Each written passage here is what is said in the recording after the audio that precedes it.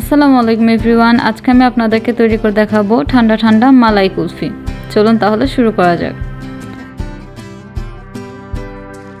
প্রথমে আমি আধা কাপ দুধের মধ্যে 2 টেবিল চামচ পরিমাণ গুঁড়ো দুধ এবং 2 টেবিল চামচ পরিমাণ কর্নফ্লাওয়ার নিয়ে নিচ্ছি।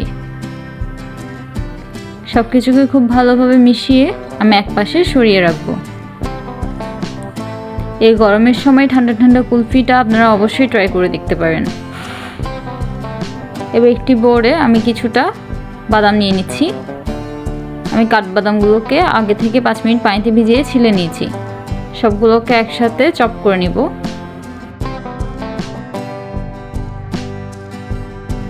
এবার আধা লিটার দুধে আমি 3টা এলাচ দিয়ে দিচ্ছি। আলতো হাতে নেড়ে চেড়ে অপেক্ষা করব দুধটা ফুটে ওঠা পর্যন্ত।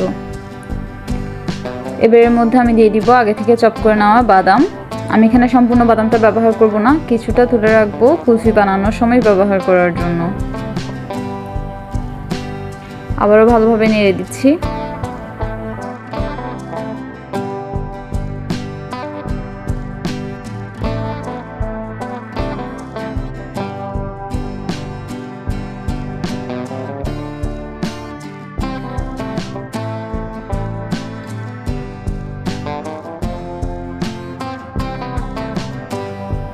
এই পর্যায়ে দুধ থেকে আমি এলাচগুলো তুলে নিব।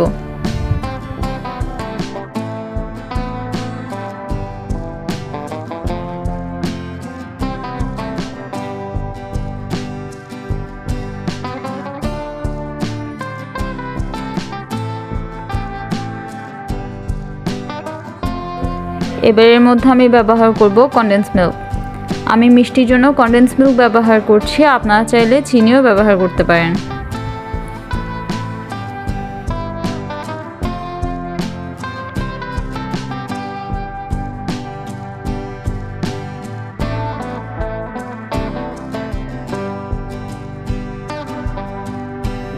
দুধটা যখন অনেকটাই ঘন হয়ে কমে আসবে,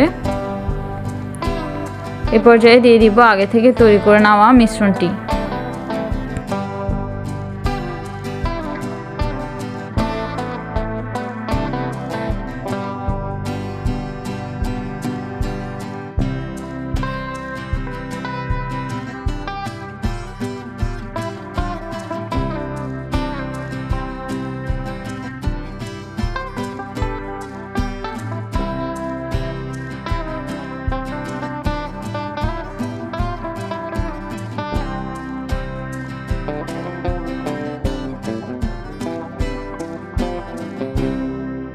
আমার কুলফির মিশ্রণটি হয়ে গেছে।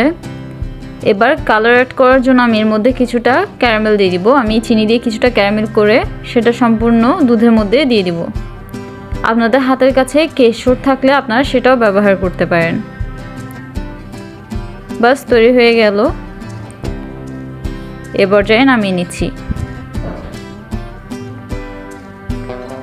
দুধটা ঠান্ডা করে একটা ব্লেন্ডার দিয়ে আমি ব্লেন্ড করে নিব।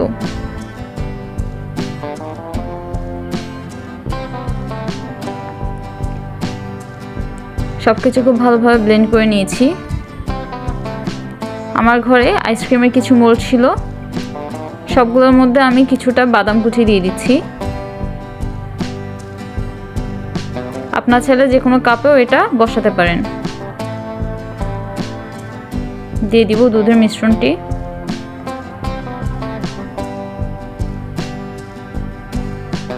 এবার সবগুলোতে আমি স্টিক বসিয়ে দিচ্ছি। এগুলোকে আমি ফ্রিজে রেখে দিব 8 ঘন্টার জন্য সেট হতে।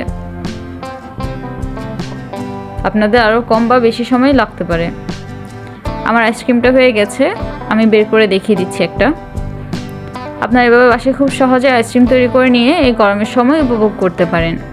ভিডিওটি যদি ভালো লাগে তাহলে অবশ্যই একটি লাইক দিবেন এবং আমাদের চ্যানেলটা সাবস্ক্রাইব করে রাখতে পারেন এরকম আরও অনেক ভিডিও পাওয়ার জন্য।